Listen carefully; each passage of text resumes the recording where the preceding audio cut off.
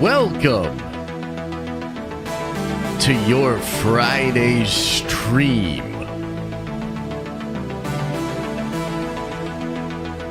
And here we go.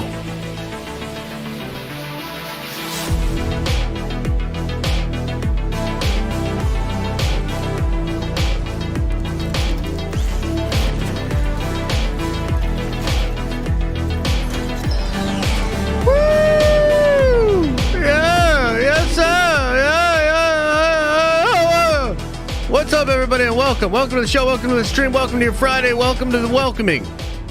And I would like to welcome you to being welcomed to the welcoming. It's fucking Friday! A 3-day weekend for some of you guys. 3-day weekend for some of you guys. Crazy. Not for me, unless, and maybe we can discuss this together as a community, maybe we should take Monday off. Maybe I could get a Monday off too. I'm pulling into the tower. I'll see you in a second.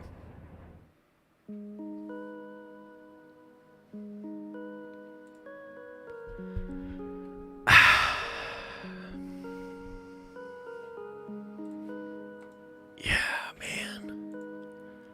Hey, chat, what's everybody saying in chat? Are they all good? They're like, yo, yeah, you take that day off, Josh, no big deal. Is that what it is? Is that what we're looking at here? What are we looking at here? Yeah? No? Well, fine then. But in all seriousness, I hope you guys are saddling up for a good weekend. And whether or not you get Monday off or not, I hope that you have a good weekend and get some rest, get some relaxation. It's the summertime, man. It's the summertime, and I would say news has been pretty slow this week overall, although we do have a lot of stuff that we can talk about today, a lot of like little stories and things that I want to get into, like Brainiac rumored to be the villain of the Superman Legacy movie. That's really interesting. I want to talk about that. I want to talk about Rex being in the Ahsoka show, Tamara Morrison as Rex in the Ahsoka show. Pretty dope, pretty sick. I want to talk about Jon Favreau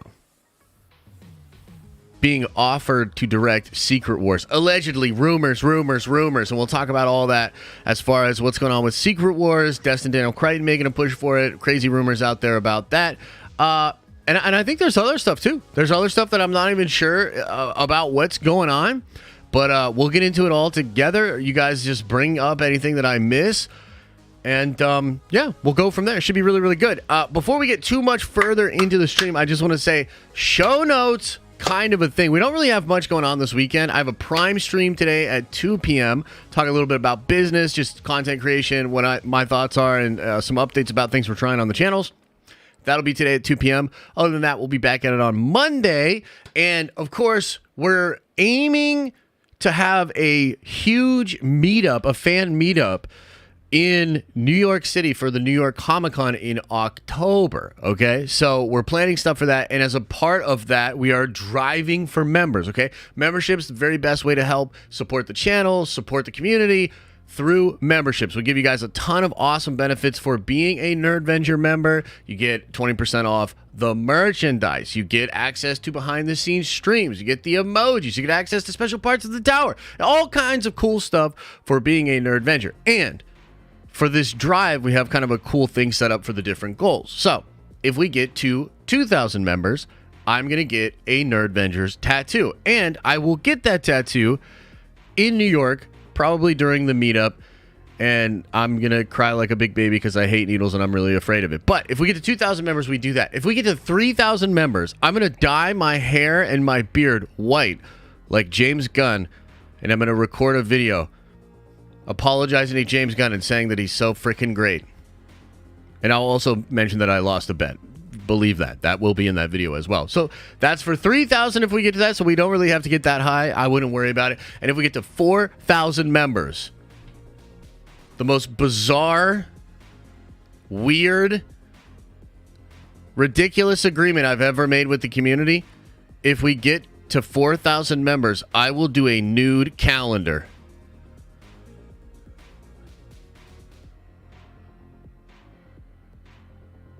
Yeah, I don't know. Look, I didn't come up with the idea, to be honest with you. That was somebody in the community. You lost me on that. Dude, trust me. I don't think it's necessary. No one wants that. Dude, trust me. I don't want that. I would agree with you. Nobody wants that. Let's just get like right up there and then call it. You know what I mean? Like we don't have to see what that would be like. We don't have to experience that. We don't have to do that. Yeah. So that's just, and I said I agreed to it, but only a super far crazy goal that'll never happen. So I shouldn't even mention it, to be honest with you. I probably shouldn't even mention it, but I'm going to mention it on every single stream until we get to October. And also, I don't understand.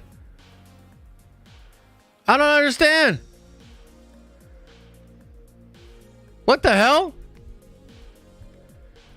Is Feige that mad about the nude calendar?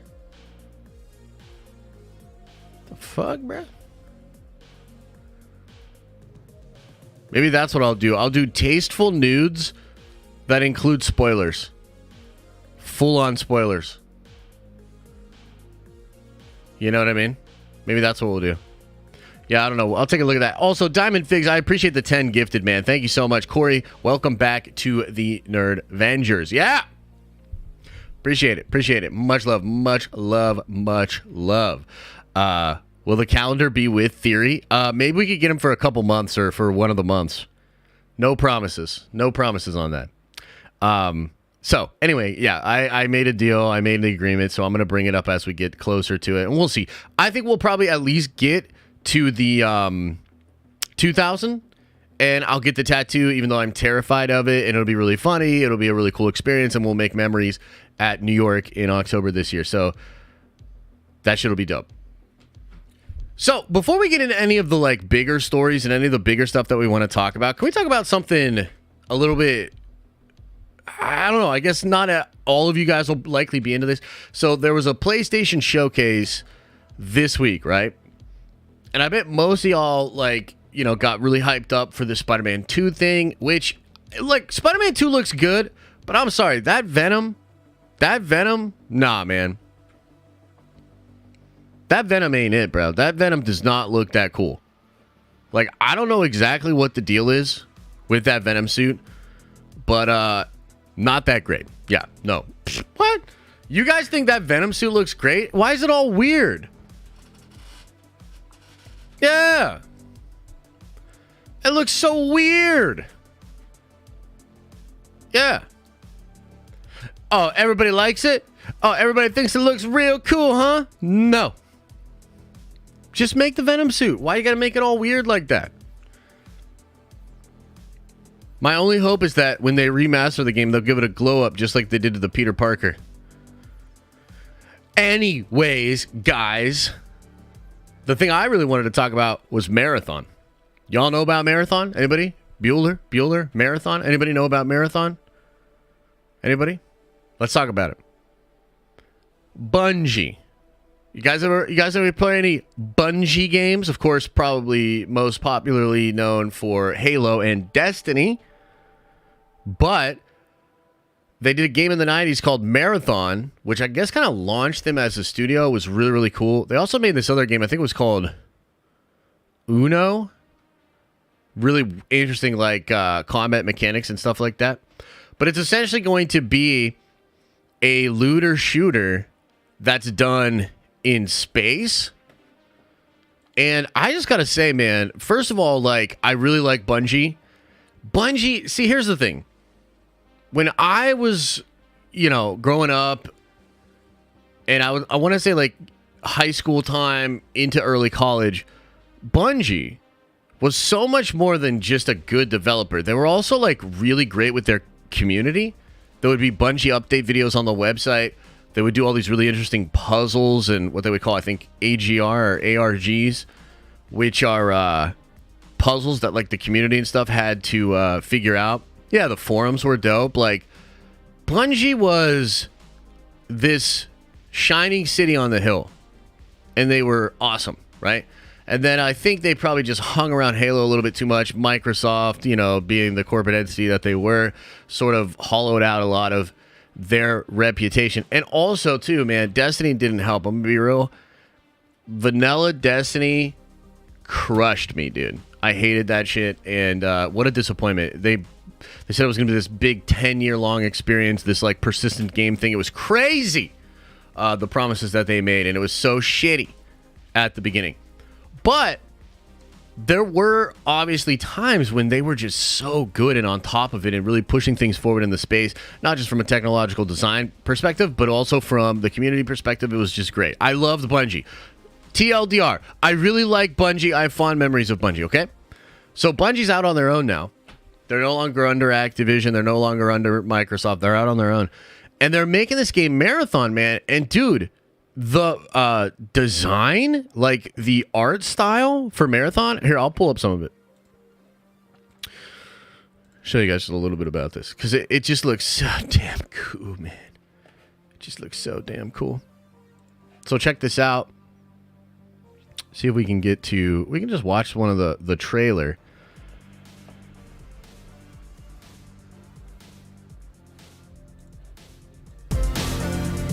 What? Pause that. And I like the music. I overall, I'm a big fan. Like, look at this, like the worms that are like building silicon bodies or whatever the hell this is. I dig it, man. I dig it. Yeah, there's like timers on there, like, I don't know, different bodies that you can pull out, like upgrades. We know very little about the game.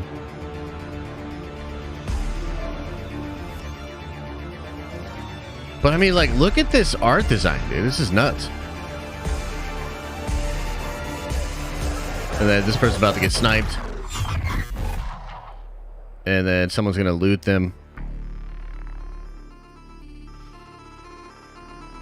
Something to keep an eye out on, because I really dig the art design of this. It seems like really freaking cool. And I like looter shooters a lot. Like, I've played Tarkov. I've played Dr. Disrespect's Dead Drop little game that it's out so far. I've played DMZ. I like looter shooters. I think it's a cool, like the extract shooter, or I guess they call them exfil shooters. That's an up-and-coming genre that a lot of people are hyped about. So for me, I'm liking it, man. Marathon. Thoughts, chat? You think it's the best thing ever as well? Wait, is gambling not on? Chat! Initiate the gambling. Bam, there you go. Kind of cool, man. As a old Bungie head like me, I'm kind of excited. Hope it's really good.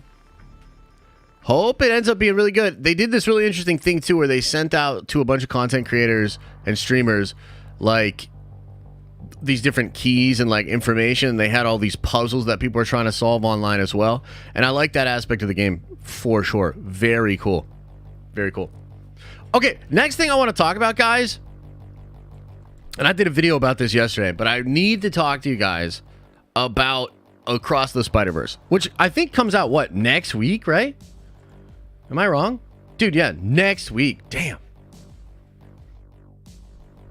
Okay, Across the Spider-Verse.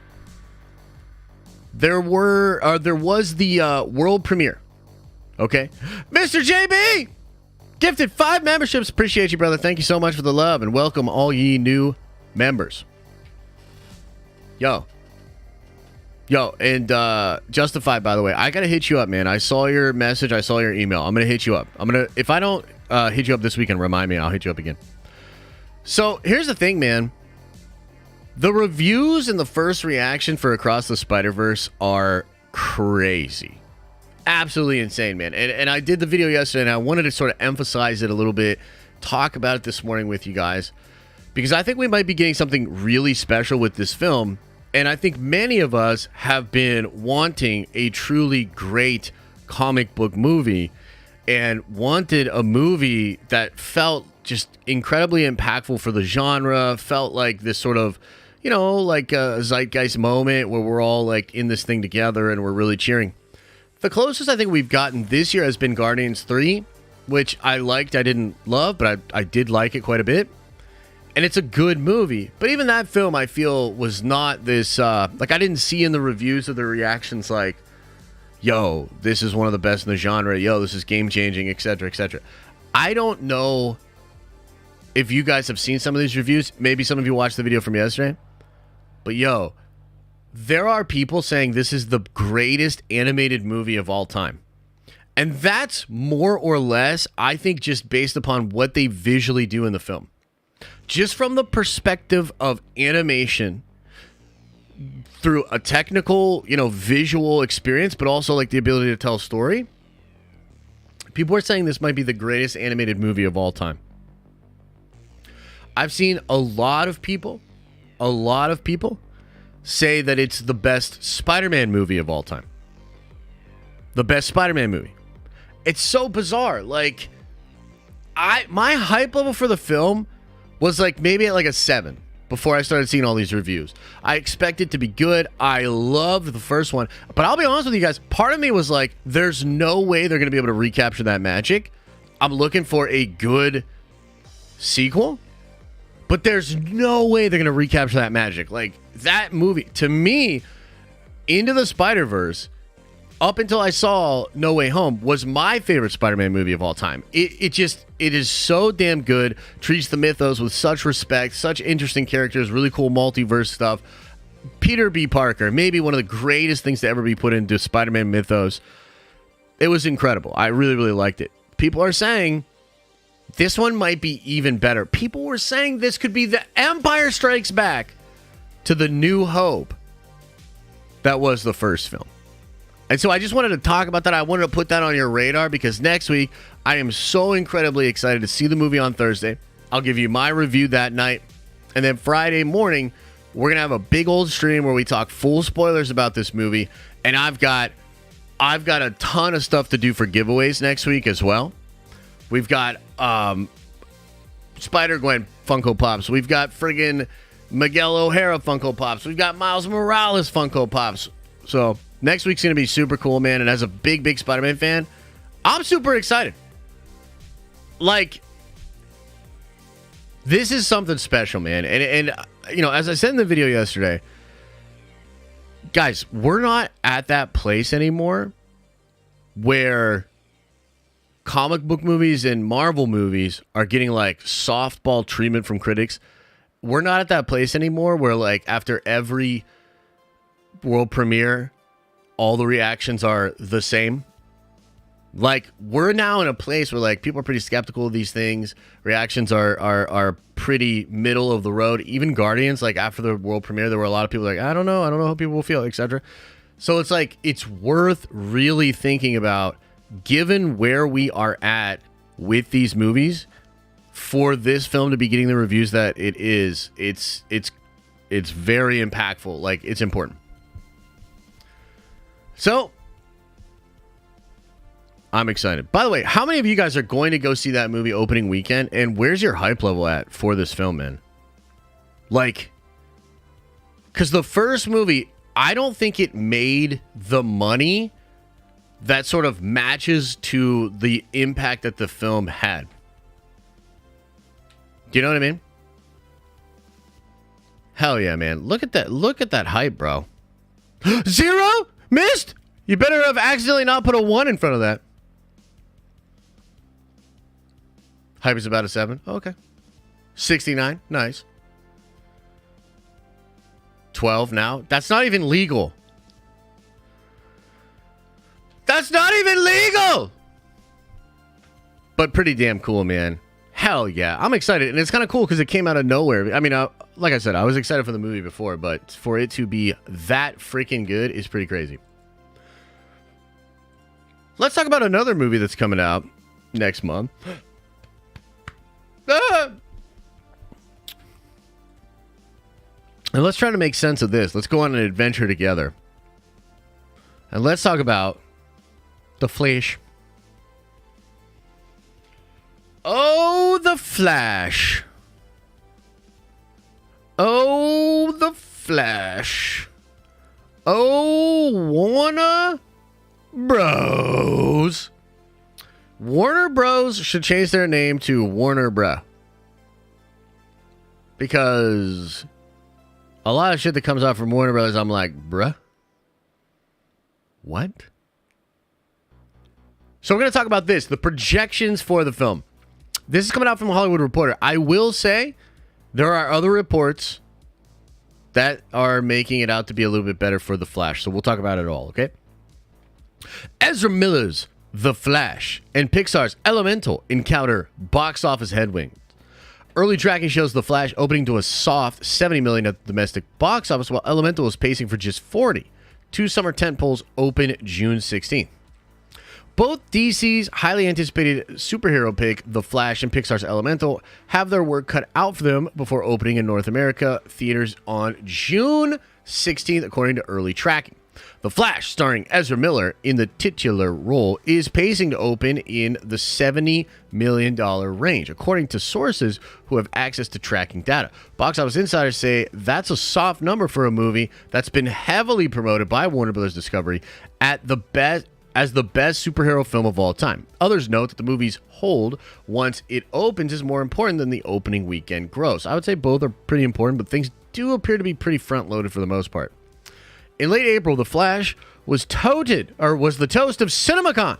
It's the best superhero movie I've ever seen, says David Zaslav before showing the film in full. The pick opens after the tumultuous 2022 for Miller, who was arrested multiple times and was the subject of controversies, culminating the actor issuing a statement in August of last year apologizing for their behavior and saying they would seek or receive help for complex mental health issues. Blah, blah, blah, blah, blah, blah, blah, blah, blah, blah, blah. Okay, so this would be pretty bad. And I did see, let me try to find it here. I did actually see different tracking online. So let me see if I can find this. That kind of has it at a little bit more positive for the tracking. But either way. Huh?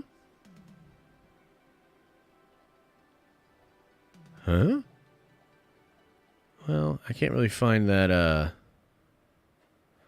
Terry Crews is very high on The Flash. It's so crazy, man. People are so... somebody pointed out, too, that the reason you're probably seeing all of these celebrities talking about The Flash is because Ezra can't really promote the movie. You know what I mean? And so, therefore, you're getting a really weird strategy of promotion, not using Ezra. And I'm curious as to whether or not that's working. It appears like, for now, it is not actually working. It's not really connecting. Okay, here we go. Box Office Pro. Different projections here. Long range box office forecast. No hard feelings, plus Spider-Verse, Transformers, and The Flash. Let's see here. Initial pre-release for The Flash fell somewhat short of expectations baked into prior forecasts, though it is still very early days. Worth noting is that the film is certainly not yet on the radar of casual audiences, so pre-sales may not accurately reflect eventual results with competition from crossover demographics via Spider-Man, Transformers, blah, blah, blah. Okay, so let's see here. Where are you at, The Flash? So they have it between 85 to 135 million. So obviously, if it opened towards this 135, that would be freaking great. That's very close to what the Batman did. I think the Batman did 141 opening weekend, which was pretty big for DC. So yeah, that would be great. But it seems like, you know, they have it at 85 here. The trades have it at 70. I've seen other people say it's at 75. And if it's towards that, I mean, that's going to be pretty bad for Warner Brothers, okay? And I think the thing that's so, I don't know, interesting is probably the correct way to say it, but it's also kind of hilarious, is that, man, Warner Brothers has done damn near everything they can to try to get people to see this movie. I mean, Tom Cruise is telling you the movie's great. You know, Zaslav's telling you the movie's great. They're bringing out all these different... Stephen King came out and said that the movie's great. It's so crazy. The trailers look amazing. What do you think? Best looking trailers for a comic book movie ever? Have you what movie has better trailers? What comic book movie has better trailers than The Flash? Endgame, yeah, for sure. Endgame, but that's kind of a special example there. Civil War, okay. I will tell you, man, I think these trailers are phenomenal. The trailers are the only thing that's making me really want to go see it. I mean, I understand it's probably pretty good too, right? A lot of people are saying that's pretty good, but the point is, Warner Brothers basically did everything possible to get this movie to pop. And yet, we might be looking at another bomb, bro. And dude, as I've said before, Warner Brothers kind of deserves it. There's a part of me that wants to not go support this movie simply because I know how much Warner Brothers needs this movie to succeed. I fucking hate Warner Brothers. I think they're a garbage-ass company that's done so much stupid shit over the past 5 years. Like, I actively hate that. I have animus towards that company. I would literally, like, the real battle. You guys seen the meme with the two buttons? Right? With the two red buttons and the guy sweating? That's me. That's me. Go see The Flash because it might actually be the greatest superhero comic book movie of all time. Boycott The Flash because you could devastate one of the worst companies that's active today. It's like that. That's really what the battle is for me. It's like a little bit of like, look, Ezra, obviously, I think horrible person, done ridiculous things, somehow weirdly protected. I don't understand it. But I also kind of feel like it's over for Ezra after this film.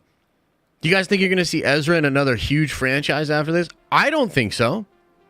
He damn sure is not going to be the Flash in James Gunn's DCU, regardless of whatever he says to you. So, like, although I'm like, yeah, dude, fucking Ezra bad, I think Ezra bad and Ezra done. So it's like, it's not so important to me that I'm like, yo, we need to send a message that Ezra sucks. It's like, no, dude, we all get the fucking message. Everybody gets the message. People at Warner Brothers probably wish they'd gotten the message earlier, but yeah, Ezra bad. But the other side of me is like, dude, Warner Brothers real bad. Like, let's not get it twisted. Ezra, bad individual, you know, pretty bad. Warner Brothers is a mega corporation, a big mover and shaker in Hollywood. This is the company that fucking treated Zack Snyder like absolute dog shit. It treated Snyder fans like dog shit. Like, Warner Brothers has, I mean, Warner Brothers. Okay? So, for me, I want to hurt that corporation. Like, the idea of them being in a boardroom somewhere, right? And them, like, looking at all these fucking charts and numbers and shit and basically just being like, so we pretty much put all of our eggs into this fucking basket over here, and everybody just threw up their hands and said, fuck that basket? Is that what you're telling me, Johnny? We lost how much money? Johnny! The idea of that conversation happening, amazing. Unbelievable. Like, man, I want that. I want that timeline. I want to live in that future. But I also sort of low-key want to see this movie because it might be awesome. So what are we going to do?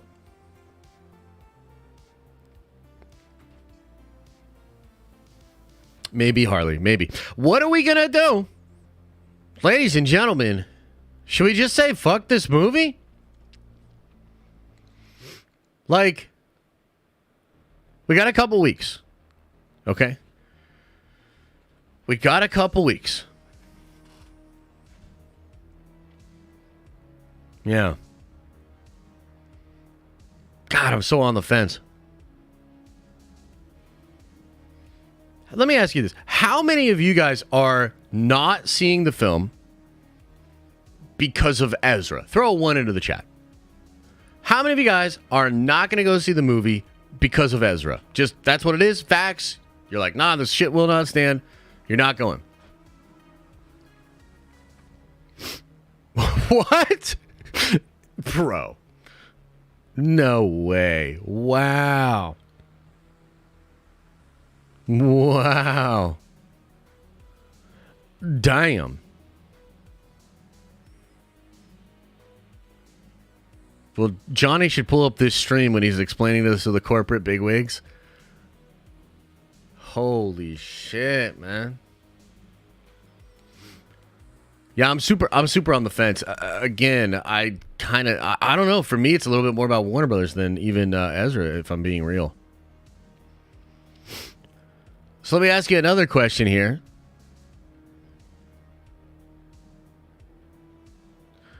How many of you guys think that James Gunn's new DCU,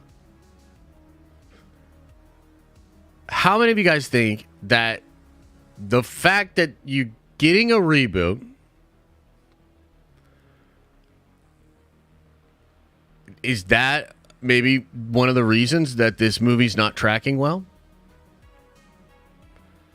Throw a 1 into the chat if you think that the fact that there's a reboot happening very soon is a big part of why this movie is tracking so low.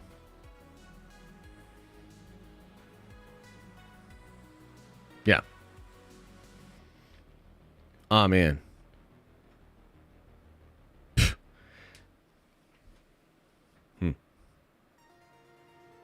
Yeah. Do you remember when this dude did that stupid ass video where he fumbled over his fucking words talking about how like Shazam's cool because it's been its own thing? The Flash is the perfect movie because it can exist in and fucking he tried to like he basically tried to come out and act like you should still go see all of these lame duck, don't matter pieces of crap DC movies. Yeah, he really fucked it up, man. And the thing is, he'll never be held accountable for that. But he maybe lost that. And by the way, actually, now that I think about it, dude, cheers to James Gunn, because I don't like Warner Brothers, so I'm actually glad that he did this. He probably literally lost them hundreds of millions of dollars just by being unable to stop from talking about his reboot. You know what I mean? Crazy. Crazy. Which is also probably why he's shutting his mouth these days. I'm okay with it. I gotta be honest with you. I'm okay with it too, Alfonso. I don't know what's going on here. All of a sudden, I'm a big fan of James Gunn. Now, the more that I think about it, the more I'm like, there goes my hero. Watch your magic goes. You know? It's a weird world. It's a weird world, man. So we'll see how it all goes down. Hopefully, after the opening weekend, we can have a party where we laugh in Warner Brothers' big, stupid fucking face. David Zaslav, you fucking idiot. Jesus Christ. So that'd be cool. Okay, moving on to better, cooler things that are going on in the nerdy world. There's a couple other things that I wanted to talk about. Let's talk about Tamara Morrison. You guys know about Tem? Y'all know Tem? Hey, y'all know Tem? Yeah, Tamara Morrison. You know him? Well, apparently, guys, there's a rumor, or perhaps an exclusive report, talking about how he might be in Ahsoka. So let's read from this article together. One Take News. They got the exclusive here. Otherwise, I wouldn't be pulling their shit up because I don't like big screen leaks. And I don't know if you could tell, but I'm kind of like a petty shitty. Anyway, okay, so Tamara Morrison returning to the Star Wars universe in Ahsoka. Exclusive. Tamara Morrison will be making his return to the Star Wars universe later this year in 2023's Ahsoka. Multiple sources tell One Take News. Morrison will be returning as the fan favorite Captain Rex, although it's unclear if he will appear in flashbacks or in the present time. It's also unclear if Morrison will be playing any other clones in the series. I think he will. Lucasfilm had no comment. Captain Rex, also known by CT7567, is a fan favorite character who made his first debut in 2008's Clone Wars. He is Anakin's first in command, one of the best troopers in the entire clone army. Yeah. We get it. Okay, so the question then is, and let me see, I want to pull something else up.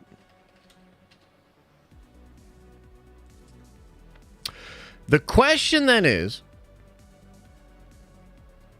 what's the scene? What is the scene that he will be in? Hang on, let me try something.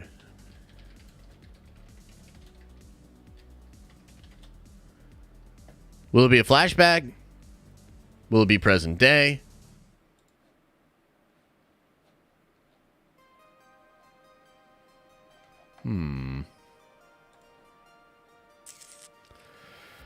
And I think I actually have an idea of what it's going to be.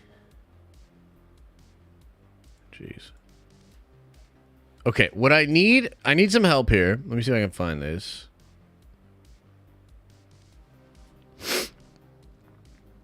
I need to find the Making Star Wars article where they first talked about Anakin Skywalker being in there. Can anybody help me out with that? Let me see if I can find it myself here.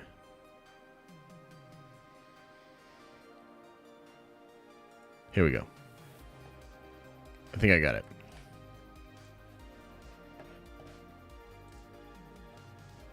Darth Vader in Ahsoka.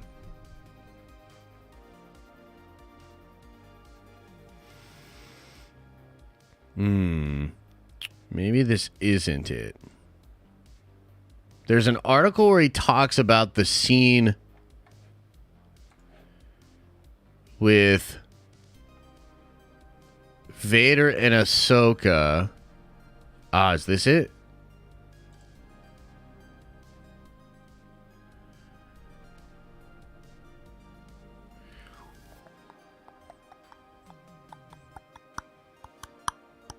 Okay, I think this is it. So, he says here, we will see many possible outcomes for Ahsoka's life, and how, in essence, no matter what, they all lead to a particular moment in her story. If Ahsoka had returned to the Jedi Order, she would be the one fighting Darth Vader on Mustafar, having the high ground, not Obi-Wan Kenobi. That's probably going to be a thing that we see in the World Between Worlds, because what had to happen to get Tanu to where she and the Skywalkers needed to be. I can also confirm Hayden Christensen filmed fight scenes with the Clone Wars Ahsoka in this scenario. Yeah, and I think Obi-Wan's going to die in that scenario too. Through the World Between Worlds, it seems present-day Ahsoka will learn that Anakin Skywalker is destined to take the path he did, and we, the audience, will see aspects of those outcomes. In some of them, we see live-action Clone Wars-era Ahsoka, played by a new actor in a duel with her former Jedi Master, taking the place of Obi-Wan Kenobi. This is a reality that never was. I think that might be the scene that you see Rex in, but let's read on. Ahsoka will also see other visions in these sequences. Had Ahsoka killed Thrawn and Ezra Bridger did not need to use the Purgle, Ahsoka's destiny remained the same. The lesson for Tanu appears to be that she cannot change her destiny, instead she must embrace it.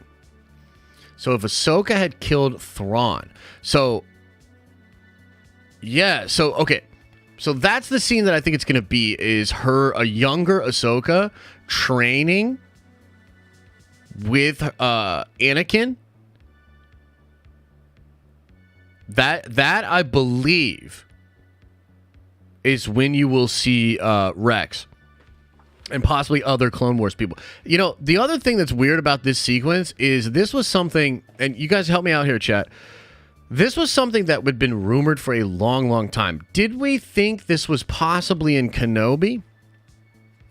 I think we thought maybe this was going to be in Kenobi, but I think it might end up being in Ahsoka. Like, didn't we speculate that there was going to be Clone Wars sequences that were shot with Anakin and Obi-Wan in their Clone Wars armor? Yeah, okay. So, here's how some of this stuff happens. Maybe it was filming around that same time, but it wasn't shot for Kenobi. It was shot for this show. I was also told that while Kenobi was shooting, Dave and John would literally go in and shoot stuff for Ahsoka on the weekends. On the weekends, dude. So, I think this stuff is, that's probably where that all comes from. And you'll see it via the World Between Worlds and some of the visions there. So, look, as we've been saying for some time, man, Ahsoka, I mean, this seems like the one, you know? And hidden sort of within the reports yesterday, one of the things that, One Take News talked about was that when they started looking at the dailies for Ahsoka, they were so excited about it, and the shit was so hyped that, like, that's a big part of why Dave got the movie, right? And so, dude, like, I just think they're going for it, swinging for the fences. I think Ahsoka's going to be something truly special. And Dave and this show, it's a huge part of why I can't just give up on Star Wars. It's a huge part of why I'm still holding out hope for the brand. And so we're in incredibly shaky grounds, like when it comes to Disney Star Wars, just Disney in general. But there are still good things happening, and I think Ahsoka is going to be one of those good things. And getting Tamara Morrison back is fucking awesome, dude. Like, I don't think there's a single person that doesn't like Tamara Morrison. Even those of us that really didn't like the Boba Fett show, we like Tamara Morrison. Tamara Morrison himself came out and said he wasn't crazy about aspects of the Book of Boba Fett show, right? So we want more Tem. It's dope that he's going to be Rex. I'm excited to see him in live action. So, like, let's get it, man. The scene is going to be Rex clapping Ahsoka. Okay, right on, Echo. Well, that's an interesting take. Jesus Christ. Is Heir going to be a standalone from what we know, or are we expecting sequels to the Heir of the Empire? That's a good question. I'm not entirely sure. I think there's honestly some speculation on whether or not it's even going to be called Heir to the Empire. Jeff Snyder kind of hinting that he's heard it's not going to be Heir to the Empire. I still think it will be called Heir to the Empire. And will we get sequels? I don't... Man, I'll tell you this. I've got a big video coming out, probably going to drop tomorrow. And it's all about some things that are coming out about the Rey movie. Okay, different rumors, different things that people are saying. And it became really obvious to me on Wednesday when we were talking about the rumors that people are so confused about what this movie even is. And I really don't understand what purpose this film is trying to serve. So it's like this. If you're going to do standalone movies that have to like have a really good ending and have to like have their own arc, how can you then be like open to more sequels in each one of those periods? Like Kathy kind of said at Celebration, we're doing these as standalone. If there's enough interest, maybe we'll make more in each period. And it's like, I fucking hate that. Like, to be honest with you, I hate that. Because it feels so wishy-washy and in between. Right? I suppose you can do it. I mean, look at Across the Spider-Verse. I believe when they made Into the Spider-Verse, they intentionally made it as a standalone thing. But then they also introduced Miguel at the end of that movie. So they clearly had ideas to expand on. Which is why we're going to get this really dope sequel and then another one. Because, dude, apparently this movie just sets up the third movie to be fucking unbelievable. I'm talking about Across the Spider-Verse, right? So I suppose you can do it. But I don't like this idea of like, oh, we're just going to kind of test the waters. Well, you better make an incredible movie. You know what I mean? Like, I wouldn't talk about it or treat it like testing the waters. I'd be like, no, we're going to make this dope Star Wars movie in this era. And then I guess you could have threads to pull on later. But, yeah, I don't really necessarily love that, to be honest with you. But I did want to talk about the Ahsoka show. Wanted to update y'all about that.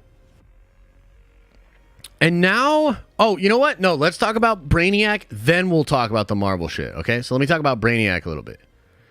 heavily rumored, ladies and gentlemen.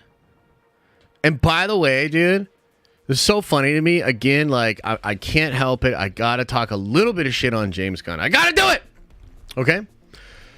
It's so convenient that this dude came out and said, I'm gonna probably stop talking about rumors right when we know rumors were about to start. And what do I mean by that? What I mean is, if you look at how production flows for these different movies or shows, it's a great way to indicate the probability of a leak or a rumor being correct. So essentially, if we're in the pre-production stage and we start getting all these different interesting leaks that are high concept ideas for a film, it's accurate in the sense that it lines up with what would be happening at that point in pre-production, right? So up until recently, Gunn has had a very small circle with the different things that he's been talking about. As soon as he started actually looking at tapes and thinking about which Superman would be cast, that shit leaked out to the trades immediately. Okay? And as soon as that happened and he knew he couldn't refute it, he kind of just decided to change strategy and not talk about leaks anymore. Now, at the end of the day, as much as I'm giving him a hard time, that is the right move. He shouldn't be talking about this stuff because you can use his comments as a way to pinpoint the accuracy of different leaks and rumors. Now, when it comes to Brainiac, there are two good sources that are indicating that Brainiac is likely to be maybe not the main villain, but a villain in the film. The first one is Daniel RPK. Okay? And Daniel RPK talked about this on his Patreon. And Humberto Gonzalez also teased Brainiac as well. And so I'd consider the combo of those two people talking about Brainiac to actually be pretty telling. So, what do you think? Brainiac and Superman Legacy. What do you think, ladies and gentlemen? Thoughts?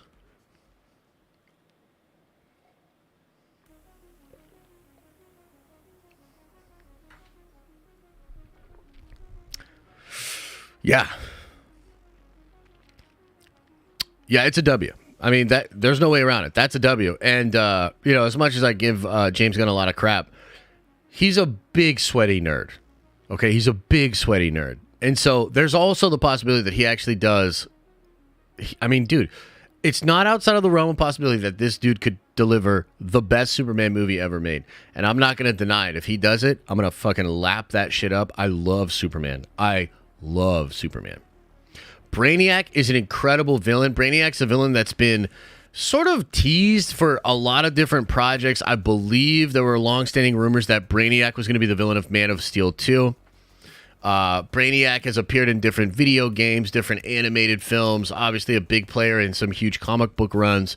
Brainiac's really cool, So I actually think that could be a fantastic villain, a villain that Jennifer Holland is Brainiac. Jesus Christ. So yeah, I actually think that's a pretty good idea, man. And just everything we've heard about the movie so far, I'm kind of down with. It's a long ways away, and we're going to be following the different updates and the leaks and the rumors as we go through it. But I mean, so far, so good, to be honest with you. Brainiac's cool, man. Like, I like Brainiac a lot. So I'm about that life, bro. I'm about that life. By the way, little side note on Superman. I'll show you guys something here. So we're going to the arcade later tonight. We decide we want to go out. We want to like take Liam out. I think he'll like pressing some of the buttons and like just looking at the different lights and stuff. Because the last time we went to the arcade with him, he was like super young. He had no idea what was going on. One of the things we like... Oh, where's my other Superman? One of the things we like doing when we go to the arcade, Elisa and I, is we play this Injustice game, okay? And you get different cards where you can actually like summon the different characters for Injustice. And when I tell you I have a triple Superman team, I have to find the other Superman. But But yeah, I usually run a triple Superman team. Hell yeah, man. And Justice Brainiac's fire too. I've also got Lex Luthor. I've got Lobo. Hell yeah. No, it's super fun. So we're going to go over there and have a lot of fun. But I usually run 3 Superman. It's busted. It's OP. It's incredible. That's what Superman's about. Let's get it. Okay, I think that's the DC rumor. Now I want to kind of talk about the juiciest rumor. I think the one that most of us will be the most interested in today. Why can't I get on the Marvel Studios rumors? What the fuck, bruh? Bro, what the fuck, bruh? Okay, wait, here we go.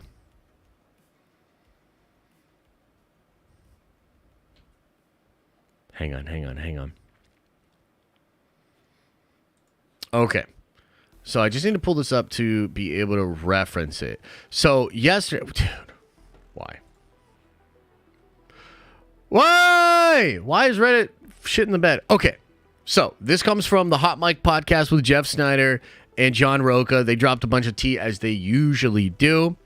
And man, this one was really, really interesting. So it's sort of the headline that I think is being spread around is that Destin Daniel Crichton wants to direct Secret Wars, that he is pushing to direct Secret Wars, okay? But that's not the most interesting part. The most interesting part for me is that apparently Jon Favreau was offered Secret Wars. But he's got way too many commitments going on with Star Wars, okay? Now, look, that's just a rumor for now, okay? Just a rumor. But Jon Favreau being offered Secret Wars? I mean, first of all, let's just take a temperature. Is that a W or an L? If Jon Favreau did Secret Wars,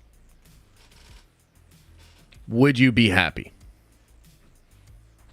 Would you like it?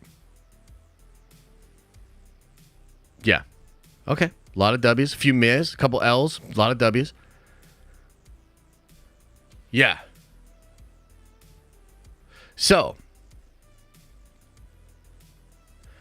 as we talked about before, man, there's a big rumor out there. I heard it from an incredibly reliable source that Jon Favreau had some major beef with Kathleen Kennedy. He is, in some ways, a little mentally checked out from a lot of stuff going on with Star Wars right now. There are rumors he might even be leaving. And apparently, dude, just bad. You know what I mean? Like, just a lot of bad blood between Kathy and Jon. That's the report. Okay? We don't know for sure. Rumor. But I did hear that from incredibly reliable people. Jeff Snyder corroborated that report the day after I talked about it. We did a big live stream. I was like, I can't fucking believe this shit. It's real. Oh my God. I was like crying. It was bad. The next day, Jeff Snyder confirmed that, okay? So it's kind of interesting that he also hears the rumor that Favreau was offered Secret Wars, but he's got too many commitments to Star Wars. Are some of those commitments being freed up? And we just saw 2 days ago, I believe. I think it was 2 days ago. For the 15-year anniversary of Iron Man, Jon Favreau and Kevin Feige did a video interview together where they just reminisced and talked about Iron Man, dude. Crazy stuff came out of that, like the fact that they were going to maybe do RDJ as Doctor Doom, right? Really wild. Just a lot of really interesting stuff, man. And I got to tell you, if the rumors of Jon having beef with Kathy are true, and if the rumors of Kathy stopping Feige from making his Star Wars movie are true, then both these bros have had to deal with this wicked witch of the East. They've both had to deal with this Horcrux having, like, just horribly immortal, incompetent, ridiculous person known as Kathleen Kennedy. What a freaking dub. What an incredible way for them to get revenge. But for Johnny Favs to go back over to Marvel Studios and help them out. You know, I think it was Frank Sinatra that said, massive success is the best revenge. And I agree with that. And it's like, oh, Kathy, you won't let Feige do a Star Wars movie. Oh, okay. Kathy, you won't let Jon Favreau do the stuff that he wants to do. Oh, okay. Well, guess what? Now they're going to go back over to Marvel. And they're going to fucking crush it. Crush it. While y'all are fucking around with Rey Skywalker. Holy shit. You realize those movies are supposed to come out the same year? The next Avengers movie and... So... I find that to be so interesting. Now, here's the thing. It's a rumor for now. And even the rumor itself says that John is too committed to Star Wars stuff. And in all likelihood, that's probably the truth. Regardless of the beef, regardless of what's going on, John is probably committed. He's going to produce on Dave's thing. He's going to help. Probably going to do Mando 4, etc., etc. Okay? But I wanted to talk about it because it's really cool. Also, rumors that Sam Raimi and John Watts are both being considered for Secret Wars as well. And I got to ask, what are you guys' thoughts about that? Sam Raimi, John Watts, what do you think?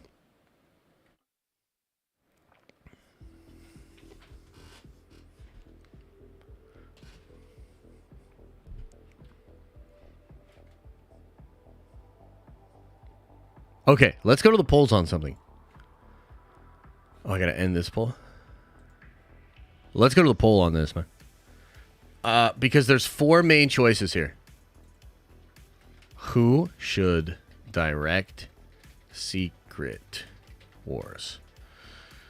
We will go John Favs. We will go John Watts. We will go Sam Raimi. And we will go Destin. Destin did Shang-Chi. He's also doing the Kang Dynasty, okay?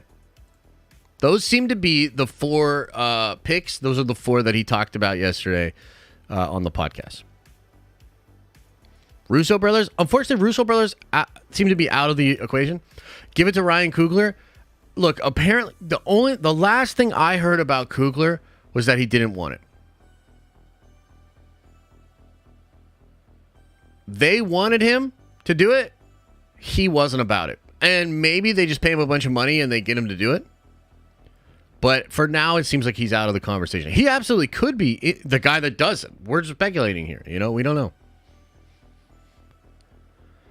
Secret Wars is above Sam Raimi's pay grade. I never thought I'd see the fucking day. This has been one petty stream. I love it. By the way, hit 9K today. Nerdvengers taking over. Hell yeah, brother. Have I been petty today? Guys, on a scale from 1 to 10, how petty have I been in the stream today? On a scale from 1 to 10, how petty have I been?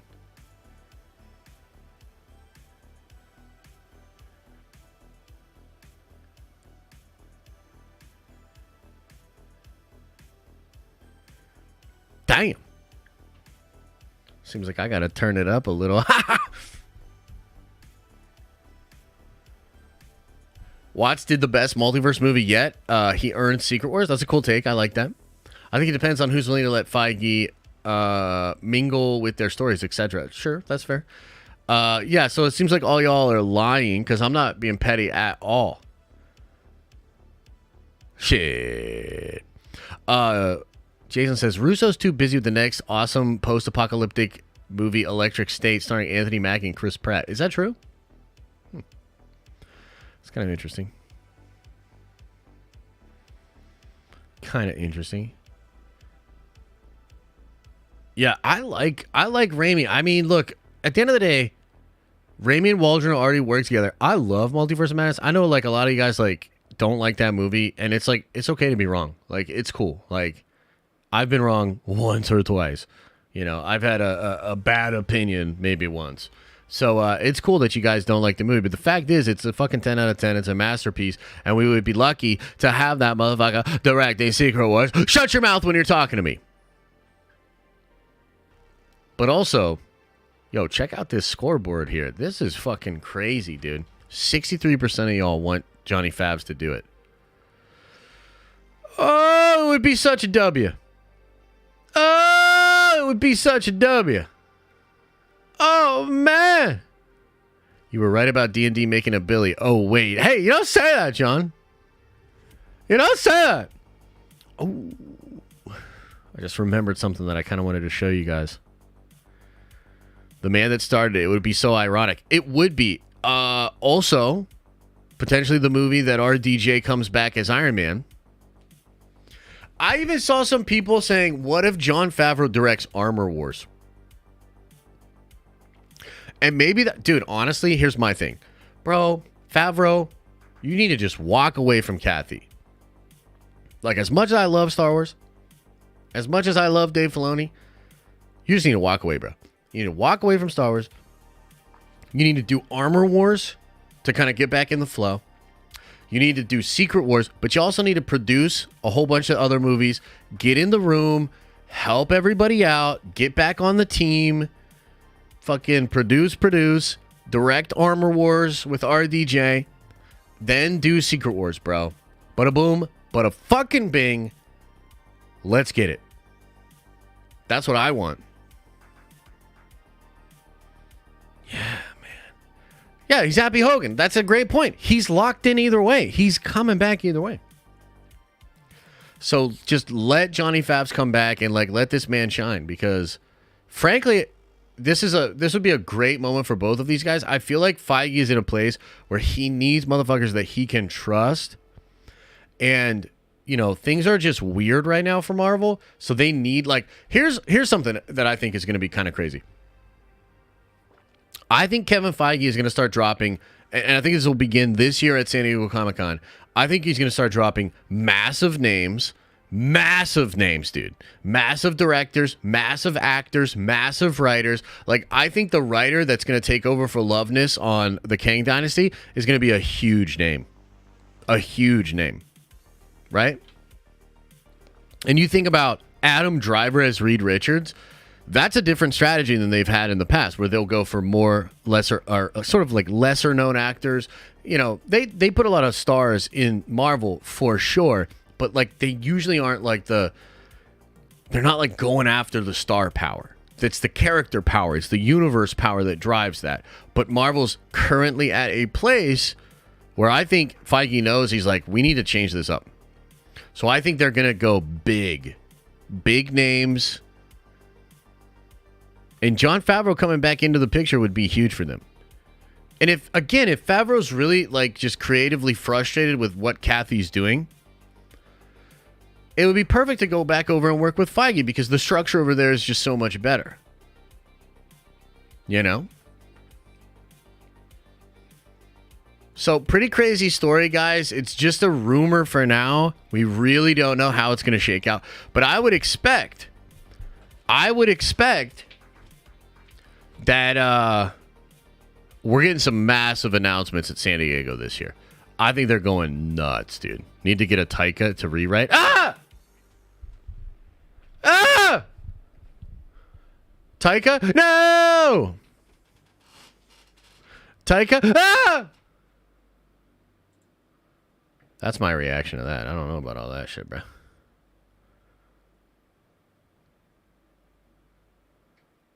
Okay. I think that might be all of the little stories that I wanted to talk about. Is there anything else going on in the nerdy world? Anything I missed, guys?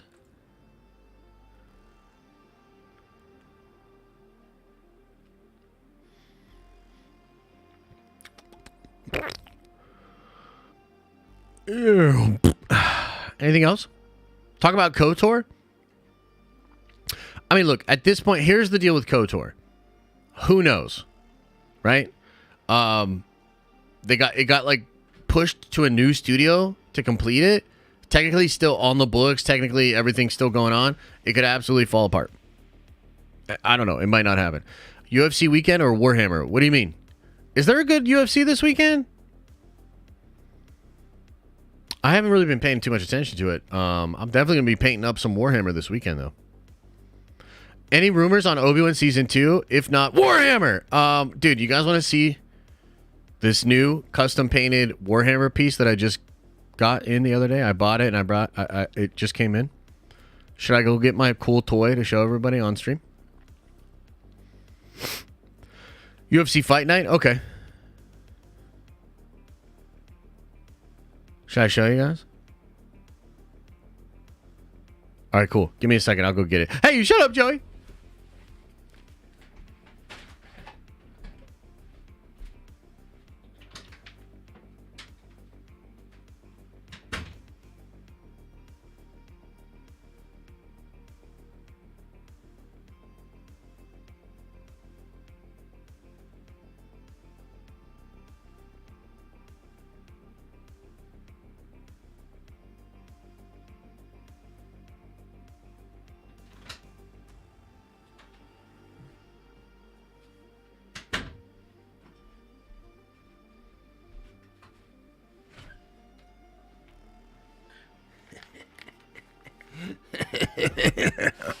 Okay, so check this shit out.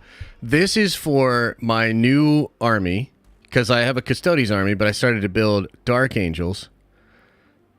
And this is the Primarch of the Dark Angels, Lionel Johnson. Uh-oh, his cape's a little green screeny.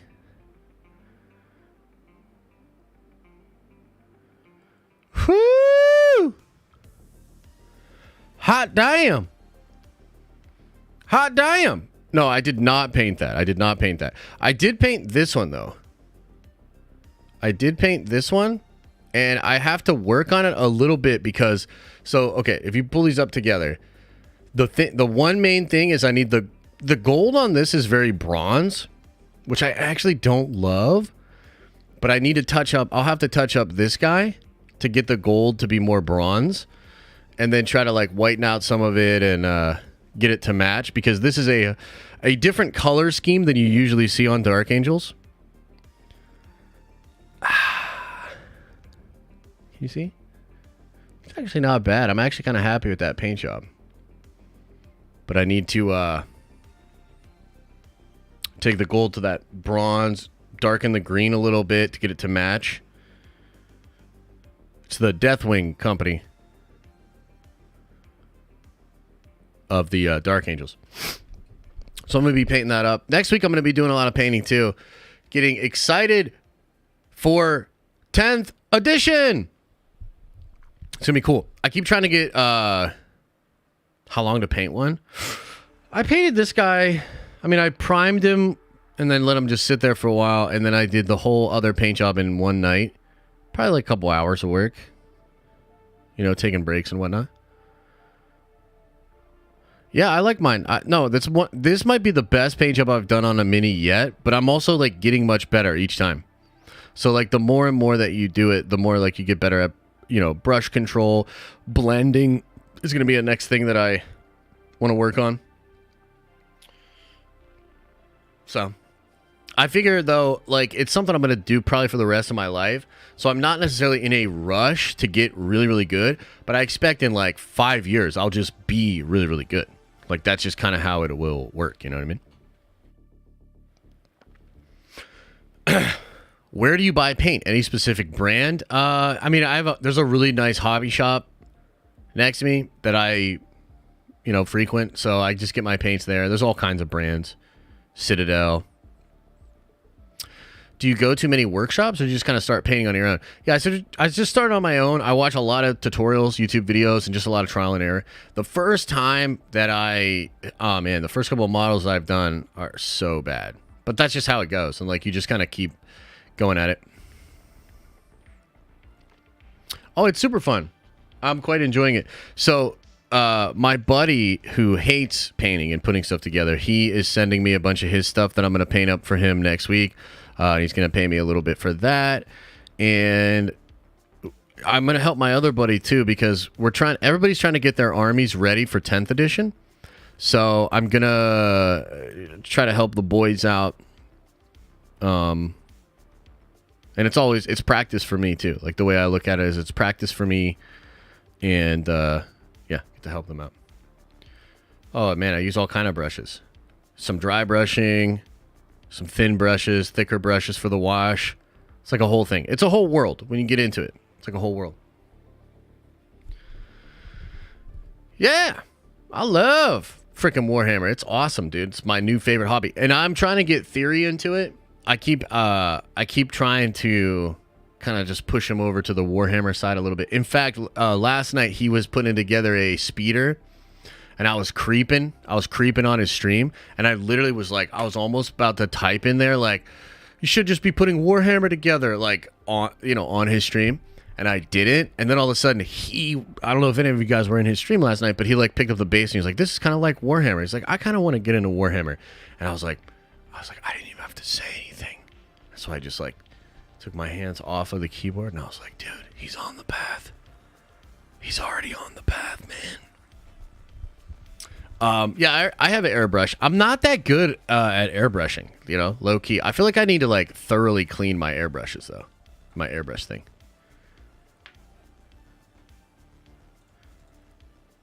Yeah, it was funny. I was like, he's already there. So we'll see. It'd be cool though. I'm looking forward to I think he's gonna come to New York. And Theory and I have never kicked it in person together. And so I'm really hoping that he can make it to New York Comic Con so that we can kick it with the community. Okay, let's get into some of the Q&A, guys. We're going to get into Q&A, and then I'm probably going to get out of here. I apologize about no call-ins. It's just I have a lot going on today, and I'm honestly trying to just kind of get my work done so then I can just kind of kick it with the fam and enjoy the evening and go to the arcade. But I'll tell you what, we'll do call-ins next week, 100% for sure. We will do call-ins next. Oh, wait, no, we can't do call-ins next Friday. Okay, here's what we'll do. Change of plans. We will do call-ins next Tuesday for the Nerdvengers stream. So if you're a member, come on by on Tuesday. We'll do a bunch of call-ins. We'll do like a town hall. We'll talk about New York. It'll be really fun. That's what we'll do next Tuesday to make up for the lack of call-ins, okay? Next Friday is Street Fighter 6 Day. Next Friday is the day where we're going full-on spoilers talking about Across the Spider-Verse. That's what next Tuesday is. Okay, first in today was Lord Vito says, stress is a sign that you've lost the moment. The next moment has become more important than life itself. Don't think about it too much. Amen, brother. Appreciate the love.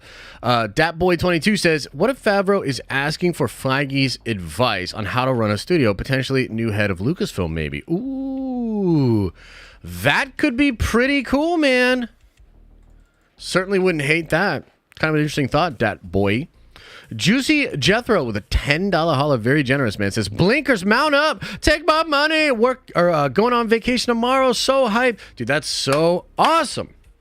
I'm glad, man. I'm excited for you to enjoy that vacation. Elisa and I are doing our sort of like honeymoon-esque vacation later this year. I'm very excited for that as well, man. Vacation's nice. I'm also trying to just enjoy the summer a little bit more. Like, things are slow as far as news. We're still making vids. We're still having streams. But I'm not stressing, dude. Like, I am not trying to stress. It's slow right now.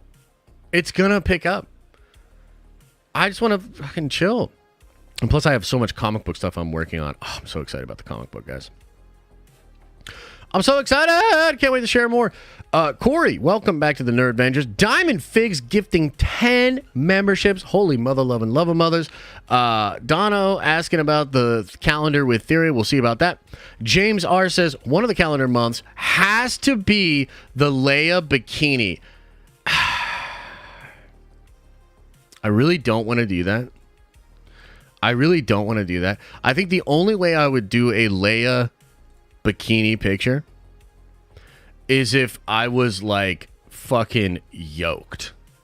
Like, if I was so yoked that somehow putting on that bikini didn't emasculate me in any way because I was just like fucking jacked, then maybe. Okay? Maybe. But I don't know. I don't want to do it. Andre says, I need December to be you and Riva in bed. She pulling your saber. Jesus Christ. This is why this is a horrible idea. This is why we better not get to that number. Callisto says, salute to the veterans in the tower. Have a great Memorial Day weekend to you all. Thank you for your service. Ready for some Band of Brothers. Yo, Band of Brothers is an incredible series, Kalisto. And of course, yes, thank you to all the vets for your service, guys. Literally wouldn't be able to do this. I wouldn't be able to get into this tower and talk about nerdy shit all the time if it weren't for the sacrifices that many of you have made. Mr. JB, thanks for the 5 gifted, man. Appreciate it. Overbound Game Studio says, if Spider-Verse is good, maybe we can get these guys to make a Star Wars movie. I see what you did there. Maybe we could hire them to make a Star Wars movie, let them shoot for the whole schedule, and then 2 weeks before you wrap principal photography, maybe we could fire them.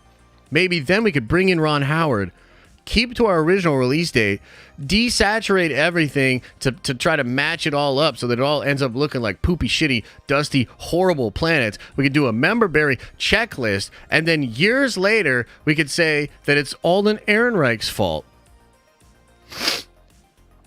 Oh, man. Rexadex says, I normally agree with 95% of your arguments, but bro, the Venom suit is fine. Like, I'd be upset if it changed, but it did change. I like the Venom suit from the comics, but that's not what we're talking about. The Venom suit has this weird... Let me see here. Let me see if I can show y'all.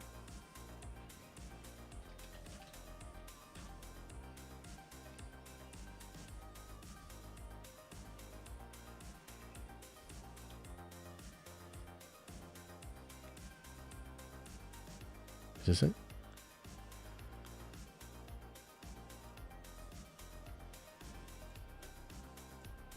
Okay. Show you what I'm talking about, dude. Like this weird stuff. Like what the hell is this? And what the hell is this? And what the hell is this? And what the hell is this? And what the hell is this? Just make it all symbiote. It doesn't have to be armory. It doesn't have to have different separate parts. All this stuff is weird. No, thank you. Get it out of my face. Hashtag not my Venom suit. But thank you, Rexadex. I appreciate the love. Starkiller says, don't get me wrong. I'm hyped for the Spider-Verse movie. Miles is my favorite Spider-Man, but I don't see its animation topping Demon Slayer Mugen Train. Well, we'll just have to see, won't we? We'll just have to see, won't we? I think that it's potentially there. I mean, even in the first movie, they did some pretty crazy stuff with the animation. I could actually see it being that good, bro. You know? We'll all find out soon. Life Bricks, thanks again for the gifted. Galliot Production says, bring on the Gunverse, please. Cover the Superman rumors. We did cover those Superman rumors, and yeah, dude, I'm going to keep an open mind with the DCU. Jay Watt says, Spider-Man 2 Venom costume looks great. Def has 90s animated Spider-Man cartoon vibe. Just my opinion. No! No! I don't like it, bro. The Venom suit is badass. Yes, the real one. The real Venom suit. I feel like we have to have that meme with Magneto where he's like, show me the Venom suit. And then, like, we show the one from the movie. And he's like, no, the real Venom suit. And then they show that one from the video game. And then he's like, no, I said the real Venom suit. And then it's just the one from the 90s Spider-Man cartoon. That's it. Perfection. Lifebreak says, if the Gun reboot verse doesn't make money still, chances of DC being sold to another studio. Yeah, I don't know if DC itself would be sold, but I believe Warner Brothers will be purchased by Universal or NBC Universal next year, probably. That might happen regardless of Gunn's universe being successful or not. And it might happen before any of his movies happen. But if they switch companies and Gunn's first movie sucks, yeah, I could see them restarting again. Jeremy Quinn, welcome to the Nerd Vengers. You are a Nerd Venger. Now, Infection Gaming says, FMJ Warner Brothers and DC in general, it's a lost cause. Yes. I agree with you. Bro, you're so dead wrong about the Venom suit. It's crazy. What do you guys thought? You like the Venom suit? Y'all like this? Y'all like the weird shoulder patty thingies? Whoo! Revenge of the Six says, does James Gunn get a pass for his disgusting tweets he got fired from Disney for? I can't respect the creep. Does he get a pass? I mean, look, dude. Those are some really fucking disturbing tweets. Those are weird. And I would tell you that James is probably, even if he's reformed, he's still like a reformed weirdo. But, you know, having said that, I personally don't judge a person by like their worst possible moments, especially when they're like 10 years in the past. So like this idea that we're going to go back and we're going to go find all the horrible shit a person said, we're all going to put it on a collage, and then we're going to make this person look as bad as possible or as shitty as possible. I feel like that is loser energy. I feel like that is like fuckboy shit, and I'm not about it. Having said that, like, yeah, it's weird, you know, and it's a weird situation. Definitely not the type of person that I'm going to go, you know, take my son to go see, for instance. But also, like, yeah, dude, that I feel like the type of people that want to just bring that shit up or want to, like, cancel him because of jokes that were probably more acceptable, like, way back then. It's just, like, cancel culture bullshit, dude. It's loser energy, dude. It's loser energy, you know? Darth Vader's burnt asshole, one of my favorite accounts, says, what do you think of Mark Hamill saying they should move on from deepfake Luke and hire a new actor for Luke? It's a tough one, man. I like CGI robot voice Luke. I like it. Okay, I'm a fan. But I can see where he's coming from. Maybe it is time that they recast. You know what I mean? Like, maybe they should find somebody that's just going to play the role well and recast, and we'll figure it out, right? And maybe that is what they're going to do. I mean, the one thing about the de-aging and the deepfake shit is it's probably expensive, right? So if they're going to do a whole movie, if they're going to do a whole show with Luke Skywalker, maybe it's possible, yes, they will need to actually hire somebody. Maybe they can't just do the reshoot thing. Or, sorry, the deep fake stuff.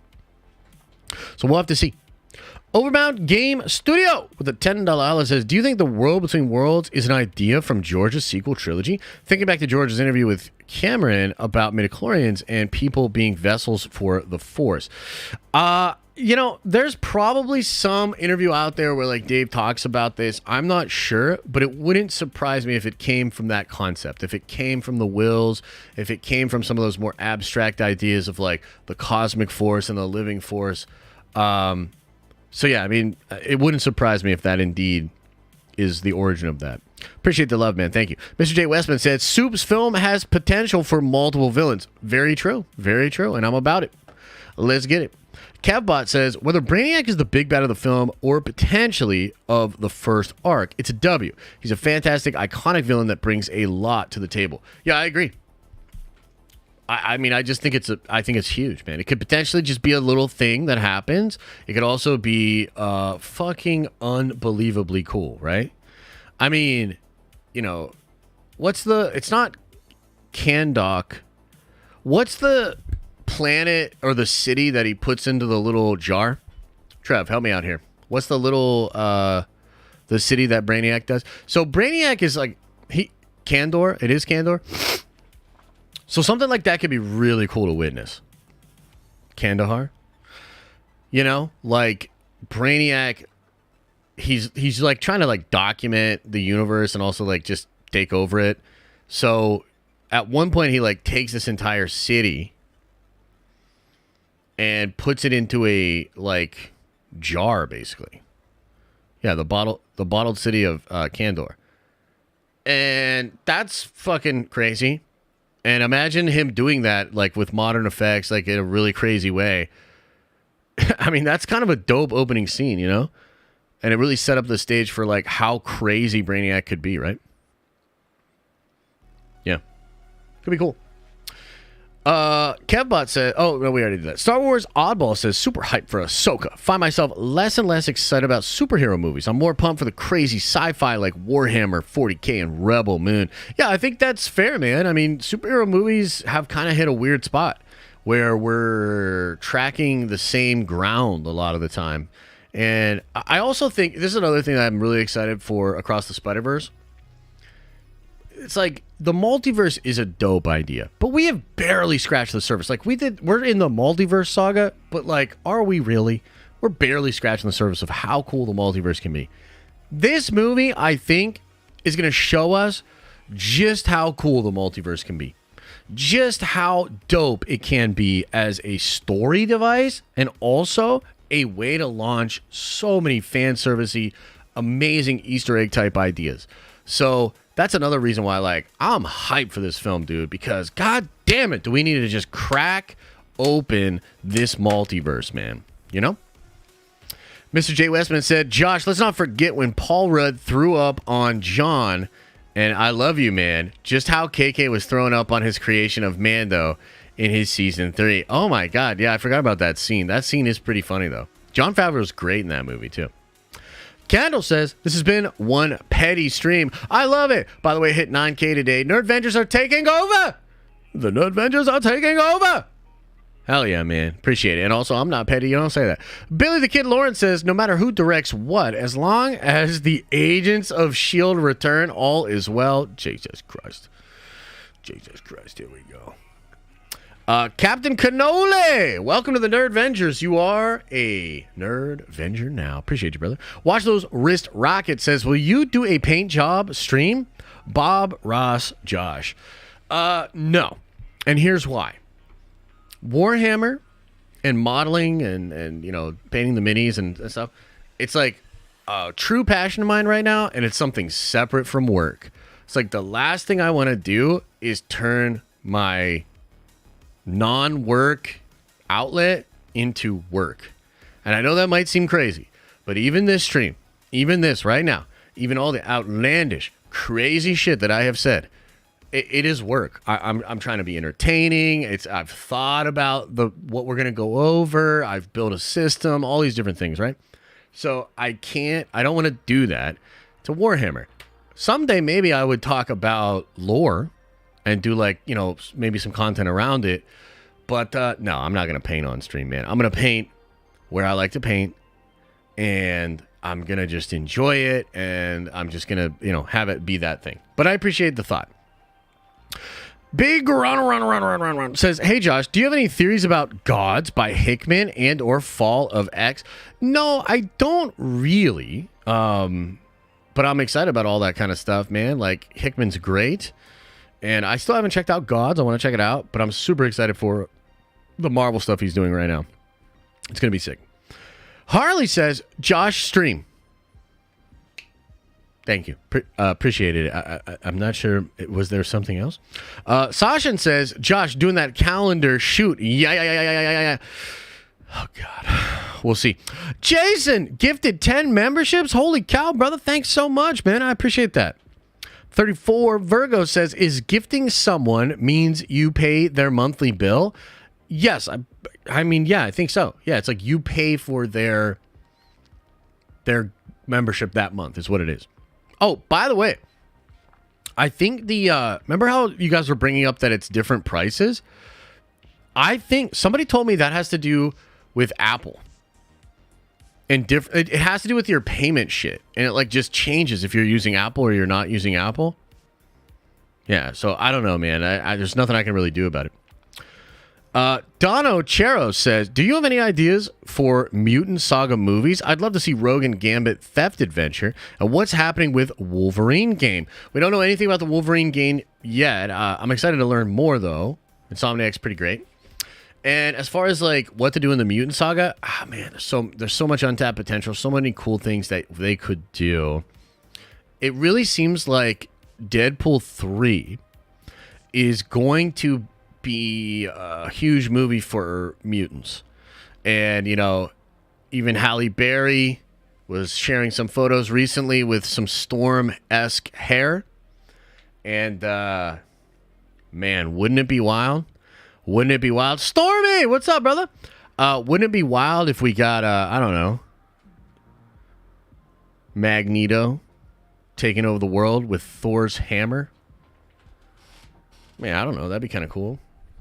Michael with a $20 holla, very generous, says, on my journey to get Arnold on Nerd Theory, even if it never happens, the best part of the journey is coming to this channel. I've had a blast. You are a phenomenal human, and I'll be a Nerdvenger for life. I believe in good people. You are one. Damn, dude. Thanks, man.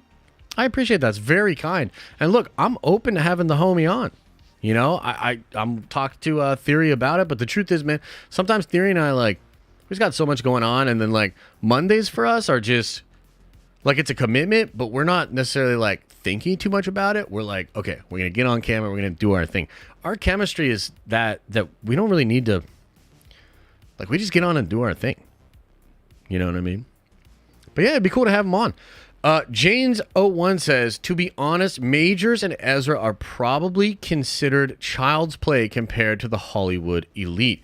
Yeah, that's probably fair, and I get that. I just don't think it makes up for the fact that these are people that have allegedly done crazy things. In Ezra's example, I don't even think you can deny it, and yet are still, I don't know, platformed, supported, and it's just because of the money that's involved. So it still feels a little bit gross, but yeah, you're right to point out that, there are far worse things probably happening in the shadows. Diamond Fig says, happy belated Return of the Jedi 40th.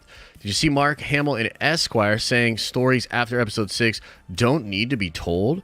Will that affect Filoni's film? No, I don't think it's going to affect Filoni's film. I think he was just speaking honestly, sort of off the cuff. And, look, the other side of this, too, is, like, Mark might know what's going on. I mean, Mark was involved in the ending of The Mandalorian and in Book of Boba Fett. And I'm pretty sure during the lead up to that, he said similar shit where, like, you just never know. Like, is he trying to throw us off the scent? I don't know.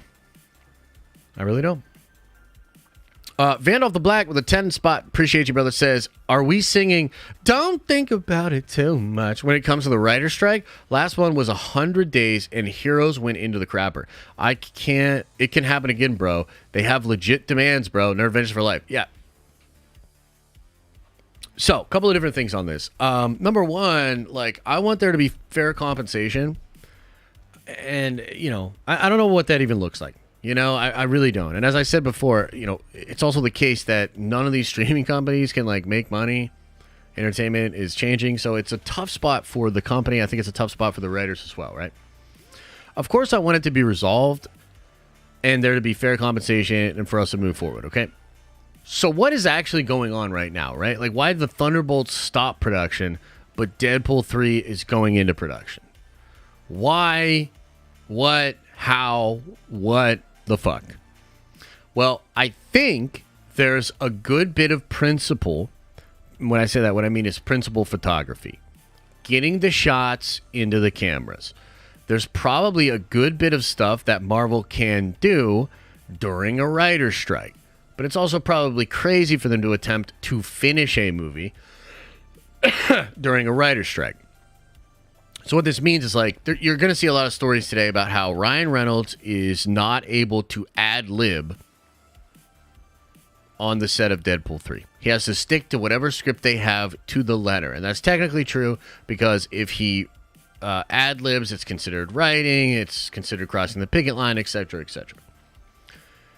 I think from Marvel's perspective, they're like, we can get a good chunk of the movie out done, and then we'll shelve it if the writer's strike is still going on, and we'll wait for that to end to then go in and punch it up and continue to work on it. So that's what I think's going on. Look, here's the bottom line. Marvel's in a place, and I bet Kevin Feige is in a place, where he is like, bro, I've had a lot of bullshit to deal with over the past couple of years. And I think he's just at a point where he's like, regardless of what's going on with the writer's strike, this machine will not stop. This train does not stop. And I think he's just trying to figure out the best way to keep these things going, prepare for delays, make the changes they have to, but, just trust that they're not in a place where they think they can take their foot off the gas at all. So they're going to try to work every angle they possibly can and make as many of these projects as they can. And as far as the strike is concerned, I hope it finishes soon. Parker Luck says, both Jedi Mike and I would like to let you know Agents of S.H.I.E.L.D. is canon, and we are extremely hyped to see D&D reach 1 billion. God damn it. Frostmorph says, first time catching a live stream. I work nights, so always miss them. Aw, man, I'm sorry about that, but I'm glad you're here. Hope you're having a good time. Michael with another 20 spot says, last night it got a little dicey when asked Theory. I told him what I told you. He said it means so much to him.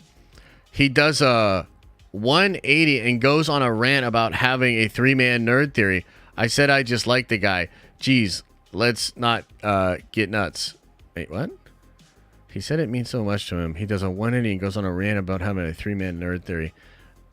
I mean, look, I didn't see that part of the stream, but I'm assuming that, like, he appreciates the support, but then, like, as he's thinking about, like, what it actually is and what that would involve and stuff, he's just like, yeah, that's annoying. You know what I mean? Thanks, Harley. Appreciate it. So, yeah, I get it, man, but, you know, it's like one of those things with me. I always try to keep it like really, you know, casual and be fun and lighthearted with it all. But like, especially when you're live, it's a really weird thing because sometimes you'll have like, you'll be on a train of thought and then this other thought comes in. Like, I've actually had this happen where I'm like so set on a point, on one particular point. I'm trying to make the point. And then all of a sudden this other thought comes in that kind of like debunks the thought. Or the train that you're on. And so you have two choices. You either ignore that new piece of information and just storm ahead on what you were saying. Or you're like, well, actually, the more I think about it, fuck that! A 3-man nerd theory is horrible! You know what I mean? Like something like that. So that's probably what happened. Chillin' says, sup, my guy, how fun is it that Snyder heard a rumor that the earlier rumor about legacy Star Wars characters coming back is false? Nerd Adventures for life. Take my money. Yeah. Yeah, that whole situation's weird. I'm going to put more of it into my video for tomorrow about the Star Wars movies. But yeah, it's weird. Like, what the hell, man? We're hearing all sorts of crazy stuff. You know what I mean? Like, what the hell, bro? What the hell are we even talking about? What the hell are we even talking about?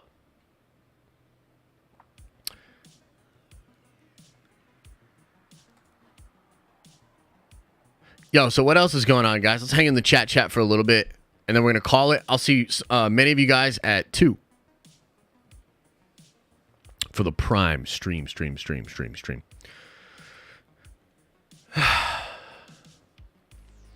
Yo, so I tried a new crazy supplement yesterday. Have any of you heard of no, it's NMN. Anybody? Bueller? Anybody? NMN?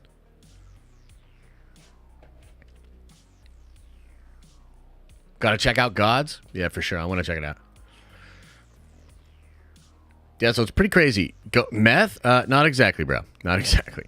No, not Turkestone. Yeah, I would certainly... No, Coach Greg never talks about it. Oh, shit. I wish I had my bottle on me right now. So I actually did get Coach Greg's version of it, but I'm actually going to change to something else on my next batch. But holy shit, dude. NMN. Wow. Wow. What a crazy... crazy supplement. I'm going to probably take it for the rest of my life now. It's really cool. Apparently, you can load it for a while and kind of like your NDA levels are going to like even out over time. But what a boost. What a crazy energy boost. My cardio was incredible yesterday. Is it a pre-workout? No, you're going to have to look into it, man. You're going to have to look into it yourself. But it's a pretty crazy supplement. I'm very happy with the results. And I've only used it for a day. I'm going to take a bunch of it. Is it like TRT? No, not exactly, but it's a pretty crazy chemical. I would check it out. Do your own research, talk to a doctor, etc., etc. NMN. NMN. Very cool.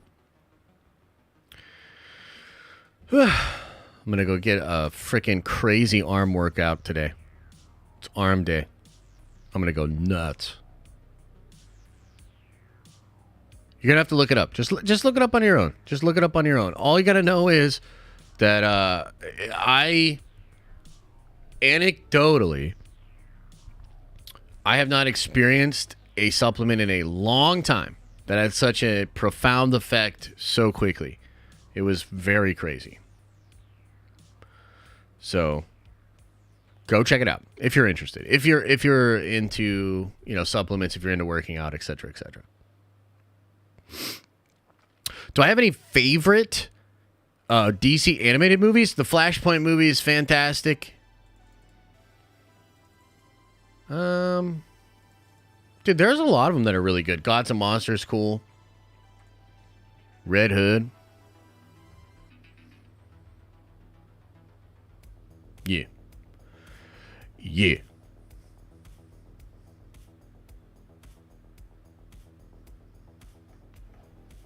It's good stuff. Odds on Spider-Verse hitting a billy? I'm calling yes. I don't think it's going to hit a billy, but if it hits 800 million, I think that about doubles what the first one did. That'd be crazy.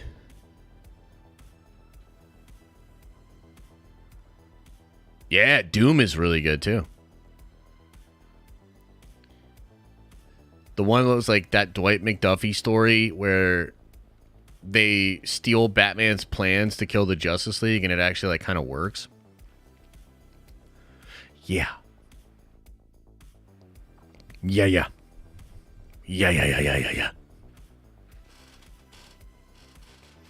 Can't support pedophile behavior. Yeah, nor should you, Bill. What the fuck, man? Where the fuck did that come from? Jesus Christ. Workout stream win? Probably not. I mean, it's very similar to how I feel about the Warhammer stuff, man. It's like my happy place. Mark Wade's Tower of Babel.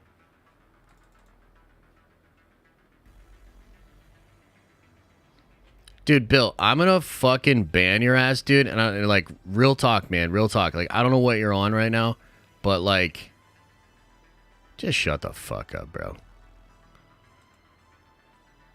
Just shut the fuck up, man.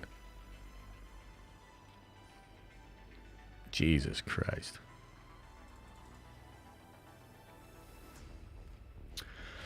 What will make more, The Flash or Aquaman 2? I'll say Flash. I think Aquaman 2 is going to bomb something fierce. Although I guess Flash is looking pretty bad too, huh?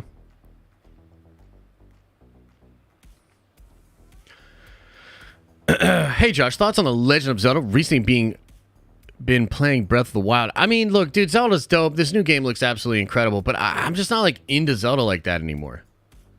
And to me, like, the way I game these days, like, there will be the occasional game that really grabs me and I'll play it, for the story and play it for a long time. Like Elden Ring, dude, that game just had me. But more so, the way I enjoy games these days is, like, just hopping on for some multiplayer matches. So I really like, Fortnite or Snap, just getting in, playing some and getting out. I pre-ordered my Spidey Ticks yesterday. Not a single seat was sold. Oh, shit! Really? Diablo 4, Josh? Probably. Probably with Diablo 4, yeah. Probably, yeah. I'm still playing Skyrim. I haven't played Elden Ring yet. Dude, Elden Ring is... I mean, it's one of the best of all time. It is so good, bro. Like, it's that good. Because we're adults now. Yeah, it's a little bit of, like, not having the time, but also, I just like that, like, fast twitch, like, give me the dopamine hits, Let me get in, let me get out, Like, if I only have, like, a half hour, like, 40 minutes, I can just go and get a couple Fortnite games in, and then I'm out. What characters do you usually play? So, during the beta, I played one of the betas for Diablo. I played the Druid, and the Druid was butthole during the beta. I'm hoping it'll be much better in the final game. But... no Russos on the poll. Yeah, I just really don't think they're even up for it, man. I think the Russos have stuff going on. For whatever reason, Feige might not want to work with them anymore. I don't know. I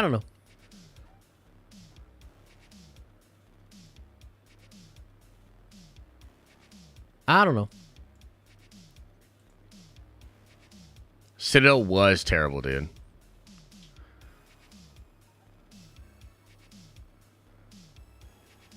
Where do you think they should put Obi-Wan next? In Ahsoka. Yeah. In terms of gaming, mostly just played some Minecraft as well recently. Minecraft, I've heard is cool. I've never really played, but all three of my sons and I are playing Rogue and D4. Damn! Whole family of rogues. That's pretty crazy. Why did you block that guy? He was probably just talking about Ezra. Well, because Adam, he's got to learn to talk better. And one of the things I hate the most is somebody coming in and saying some whack, stupid ass, like off the wall shit. And then when you're like, dude, what's up with that? Then they try to like question you in such a way where they're like, here's what it is. If I say, I like oranges, and you come in and say, okay, so you're basically saying fuck apples then, right? Then you're a fucking idiot. You're also a type of motherfucker I don't want to be around at all. Like, that shit infuriates me. So anybody that is that brain dead, that wants to be like, oh, so you said you like oranges, so fuck apples then? Then, oh man. Like, that shit sends me. So I don't care what point that dude was trying to make. Learn to talk better. You know what I mean? That's like bot behavior. And I'm not saying that in like the, oh, like you're a fucking NPC. Like, no, that's like literally what the chatbots do. Because they just want to cause trouble. You know what I mean? Hate it. Oh, so what you're saying is fuck apples? Jesus Christ. Who villain do you want to see in Spider-Man 4? The Spider Slayer. That's who I want to see. Speaking of Warhammer, visiting a family friend during the first week of July, and they happen to like Warhammer 40k, actually. Ask them about their army. Farscape? I don't know. What's Farscape? Is that one of the Warhammer cartoons or something? What's that? What's the Farscape thing? What are you talking about? What's that?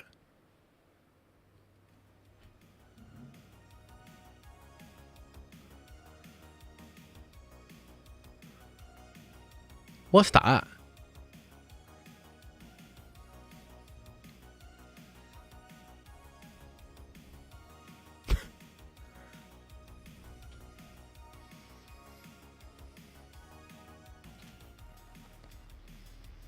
His Vobalistics is limited? Yeah.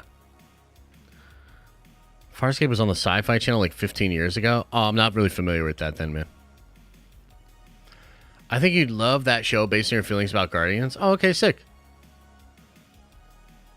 Yo, you know what movie we watched again last night, and it solidified it as one of my favorite movies of all time. It's in my top 3 comedies ever, and it was fucking awesome.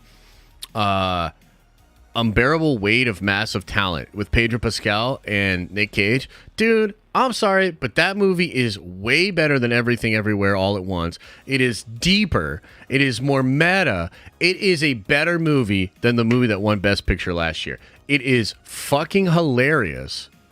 Oh, dude, it's so good. It's in my top 10. Gotta be. And it's in my top 3 comedies of all time. Woo! So good. Josh says Lakers and Celtics will sweep. Lakers get swept. Josh says Celtics going to sweep. They will win 2 in a row. Yeah, I know. That one was rough. That I kind of still blame you guys for, though. I'm going to be honest. What are my top 2? So my favorite comedies, fuck, man. What's the one? Oh, The Men Who Stare at Goats. The Men Who Stare at Goats. Definitely in my top 3. What's another one?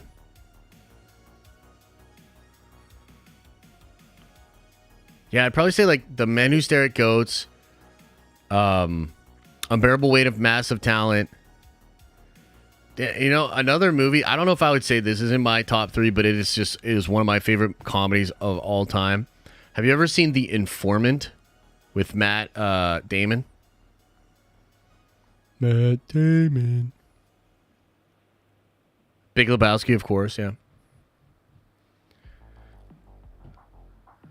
Dude, it's so good.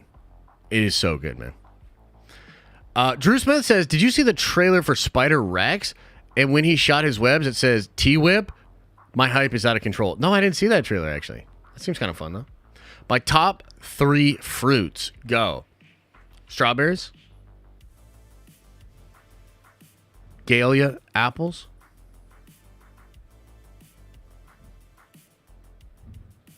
I'm tempted to say, like, tomatoes to be like that guy, but I won't.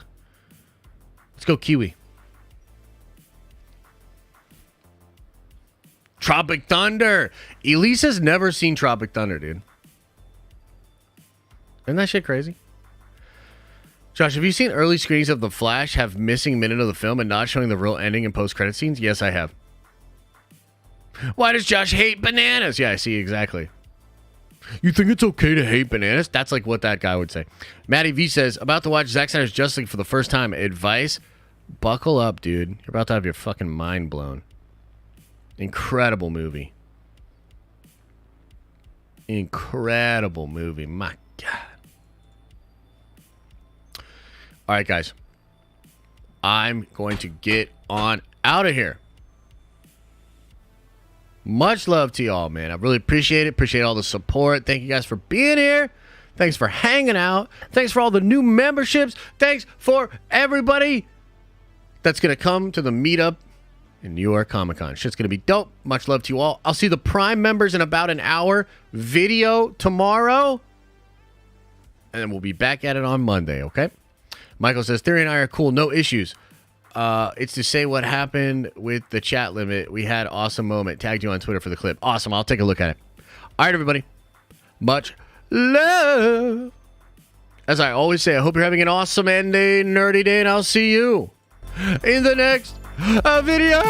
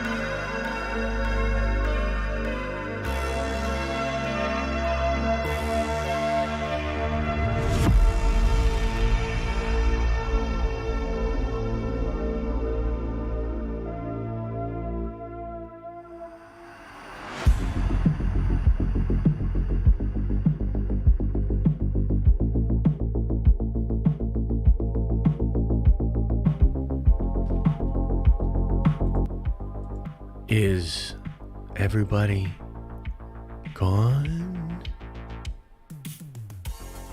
Did everybody leave? Leave. Leave.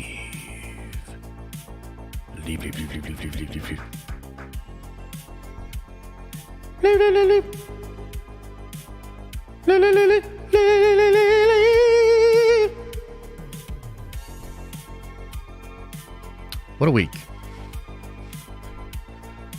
What a journey. And I'm happy to be on this journey with you. For us to be experiencing these things, talking about these things, thinking about these things together.